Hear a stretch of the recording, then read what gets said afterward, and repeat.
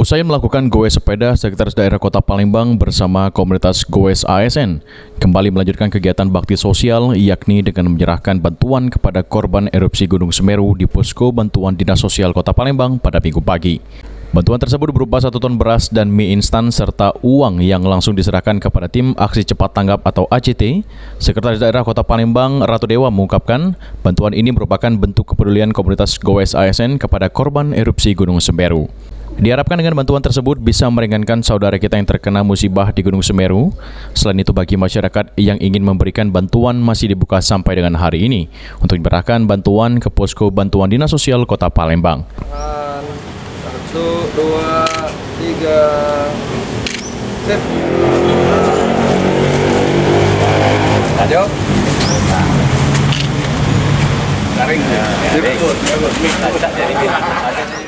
Kita tergugah untuk peduli.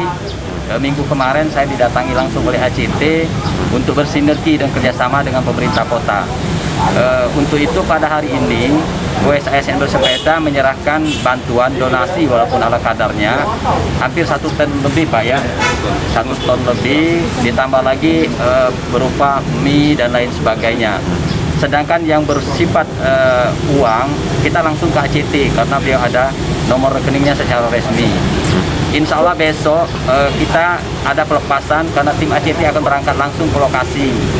Dan total dari pemerintah kota, walaupun sampai hari ini tetap mengalir, tidak hanya dari ASN kami menerima, dari Dinas Sosial, cukup banyak komunitas-komunitas lain yang cukup peduli warga Palembang.